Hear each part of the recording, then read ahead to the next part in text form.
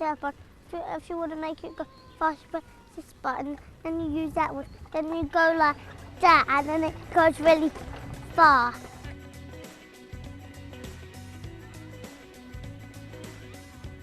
The revolution that happened in the 80s came about because of me.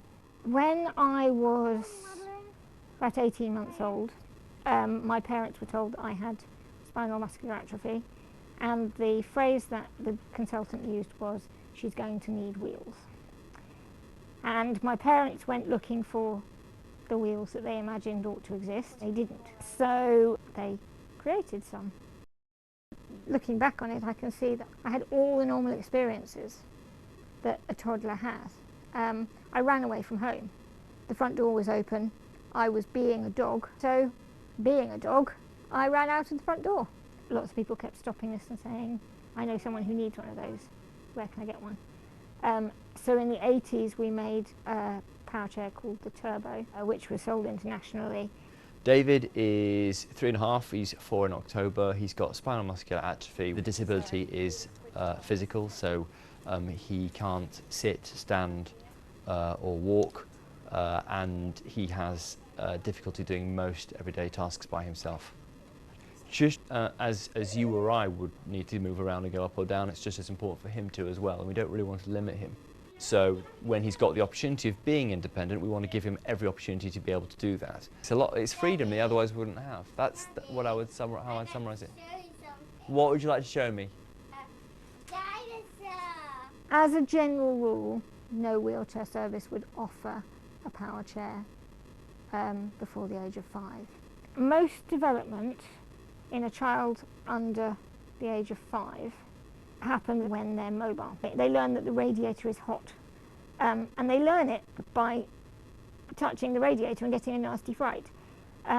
It's not something you can learn by being told it. Their verbalisation isn't good enough at that stage to be able to learn those things without experiencing it.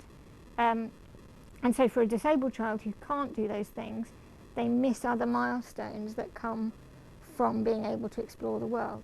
When he actually understood, it was almost revolutionary, because it gave him freedom, and it was actually a very emotional moment, because he could see he's now doing the things that other children his age do without any assistance.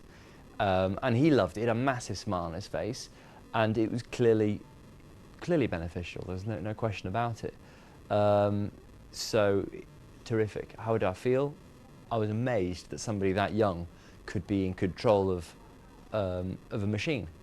I can't remember how long I had it. 2.5 years. They go really fast. Generally, children walk from around about a year, some a bit before, some a bit after. So he just used to sit on the sofa and used to get very frustrated. But as soon as he got in the chair, obviously we had a few crashes and there was a few bumps and stuff. But it was amazing just seeing him be able to get to where he wants to go. It was overwhelming, really, amazing.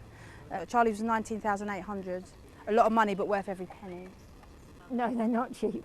But yeah, we work with them to help them to raise the money. We raised Charlie's money in about 6 weeks. My parents, if you tell them to do something, they'll do it. And if you tell them they can't do something, they'll try harder. I triggered a change in the way that wheelchairs were made and perceived and used.